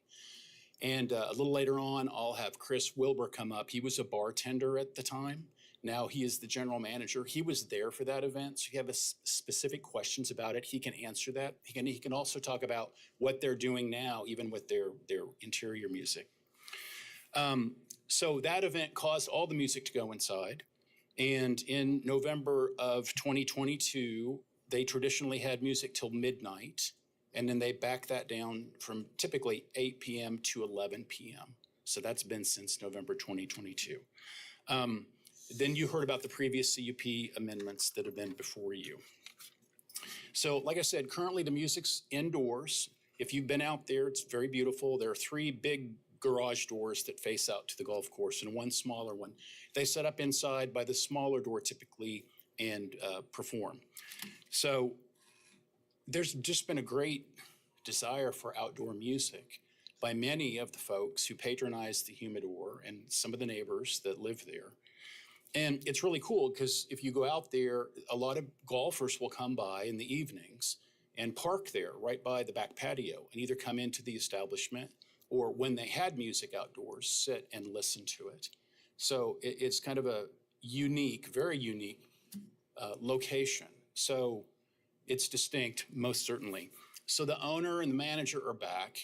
It's been 6 or 8 months now. And they want to ask permission to have outdoor music and dancing once more, but they want to take considerations of the neighborhood into account. So the comment earlier about no change from the previous CUP application is not correct, and I'll give you the distinction between the two. On the previous request, the day or the site included Dudley's, the pub, and the humidor. This request has been reduced to only the humidor. And in fact, staff is asked to drill it only to the suite. So it's the humidor suite. It's the only business there that would have the conditional use to do this kind of operation. It's about a 50% reduction in the area for which this would be valid. The hours of operation changed substantially from the previous request.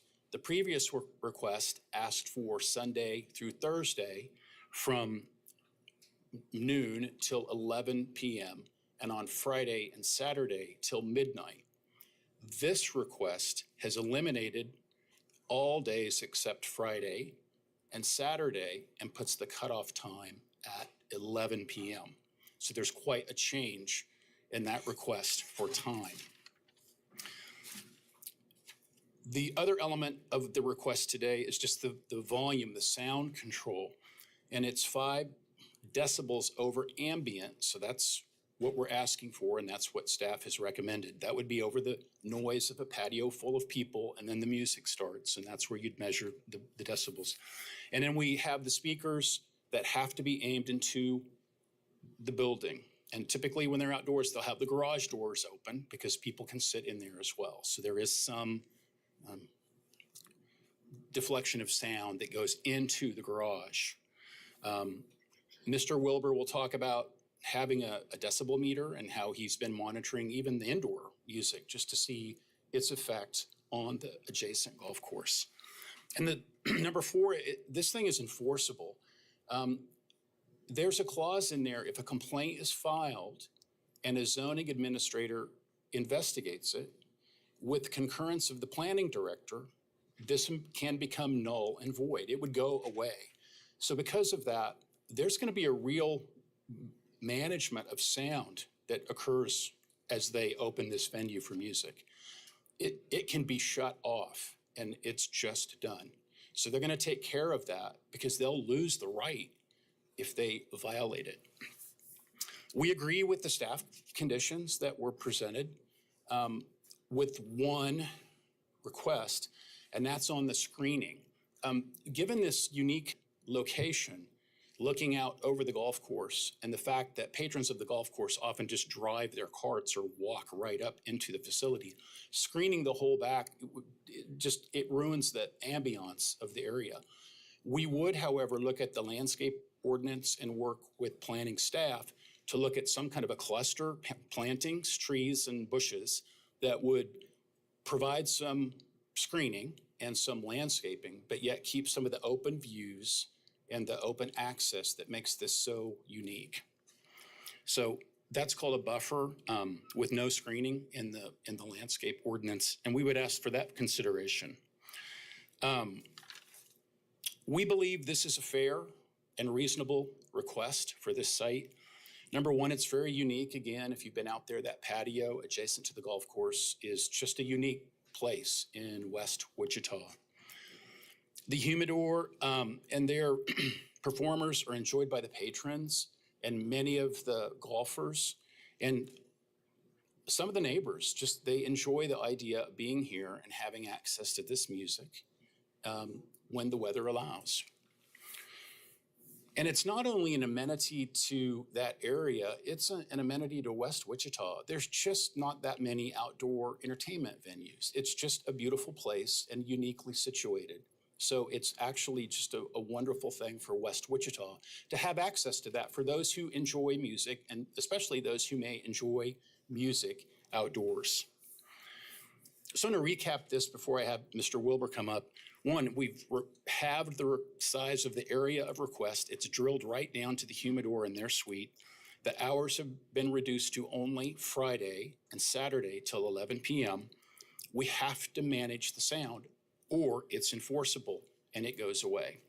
So with that, if Mr. Wilbur would come up, I'll let him finish with my time, and then we can both kind of answer questions together, if I may. And could I request 1 additional minute for Mr. Wilbur at this time? I'll give you 1 additional minute. Thank you. Great. First of all, thanks for everyone for being here and kind of hearing our side of the story. Took over about 1.5 years ago, just some background from the GM spot. Like Chris said, I was a bartender in the night of question that really, we received a lot of those issues and complaints. It was very loud. I know being in the front of the building and being able to hear it as clear as I could, I knew that it was pretty loud outside. Since then, and taking over, we all have made a real concerted effort to minimize the amount of sound that's departing from the backstage across the golf course. At least 2-3 times a night, Friday and Saturday, you can find me standing on hole number 8 at the golf course, or where the monument sign is, making sure that sound is not pervasive and annoying, I guess, obnoxious. And I know that in the past, the night we were talking about was definitely obnoxious. So, I would gladly entertain any of the homeowners to join me on hole number 8 and give me their opinions. And I know, like Chris said, this is enforceable. One complaint and we lose it. It's not what we want to do. We don't want to have, bashes and blowout parties and have noise, filtering through everybody's homes that live that close to the humidor.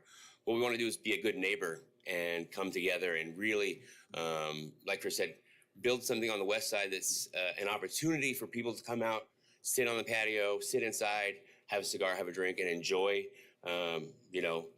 something that's not really readily available on the west side. So, my job is to kind of be that person that pleases everybody, and we all know that that's not possible.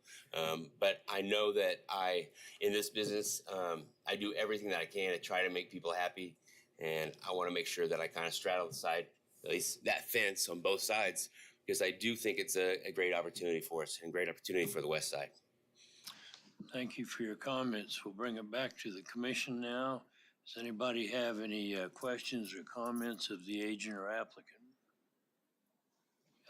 Yes, Mr. Mader. My question, we have a site plan labeled as page 7 that describes the patio, shows the patio and the garage. The size of that patio seems to go well out onto the golf course. Is that an old idea? Right there where it goes clear across the path, is that an old concept or is that current? I would point out that the cart path is here and the back of the patio is here within the ownership line of the lot. So does that explain? What is that line then that says patio area? Oh, those are just your dimension lines. Okay, I'm clear on that one. Okay. Very much so. Okay. Okay. What is the current ambient sound on that patio? I could give a general idea. I have the decibel reader that once we lost the outside noise, we purchased that, and I kind of walked that 20 feet. I think that's what the ordinance for the city is as far as where it should be at. I can tell you that 55 decibels is roughly, would be that back patio lively, maybe not full, but maybe 3/4 full. Kind of hard to put that in perspective as far as, what 55 decibels is. But we do everything we can that it's not. My question is, if we went out and measured it on a night where there is no activity, what is the decibel limit on decibel level on that on that I would patio say right now? 45 to 50 with the 21st Street traffic, with the other businesses that are right there. And a lot of times there's a lot of activities at the church or the dance studio that are filtering noise out as well. Any other question of the agent? If not, thank you for your Thanks. comments. It appears that there's a good number of folks here that are interested, pro or con, for this issue. And I would request, as you speak, in consideration of other speakers and interested parties, that you confine your comments only to new information and don't repeat what's already been said. With that being said, I'd like to call on anybody who'd like to speak. Please give us your name and address, and you'll have 3 minutes. My name is Nick Morton. I live at 2309 North High Point Circle, just to the east over here. It's not shown on this map. I'd like to begin by stating that I support the business of the Humidor and its patrons, which include many of our friends, neighbors, and golfing acquaintances. Under the current conditions of use, it allows our neighborhood and other patrons to gather, enjoy a cocktail, a cigar, and entertainment while sitting inside or outside. Should you vote to deny this conditions of use request, patrons would still be able to enjoy each and every one of the benefits I've just mentioned. Should you vote to approve, it will have a dreadful detrimental impact to those single-family properties located in close proximity. The staff report states, this is not in conformance with the locational guidelines of the Community Investment Plan, and that the outdoor entertainment next to residential areas could have negative impacts, including but not limited to creating noise pollution. It has proven in the past to definitely create noise pollution to both nearby residents and those trying to enjoy a round of golf. Approval of this request would absolutely represent a loss in the use and enjoyment of our residences. Our property values would likely be affected as the area around this establishment would become known for the loud outdoor entertainment played every weekend. I've never seen a real estate listing touting the fact that your new home will be bathed in loud outdoor music each and every weekend. Occupancy rates at the Reflection Ridge Retirement Community could also be affected as potential residents learn that a loud nightclub entertainment establishment is within earshot. We currently have a traveling nurse staying with us, and she works 12-hour shifts, which include Fridays, Saturdays, and Sundays. Should this be approved, she and others in their own unique situations would not be getting the rest needed. The last time outdoor entertainment was used at this location, it was so intrusive that you were held captive to it with no option to escape it. Behaviors such as public intoxication, public urination, driving while under the influence, destruction of private property, fighting, and a suspect arrested for brandishing a gun were all observed. I believe that both those of us opposing the proposed conditions of use and those supporting it have some common ground on which we can agree. We both want a place we can gather with our friends, enjoy an evening in a safe, healthy, and peaceful environment. We currently have that. I would ask that you please reject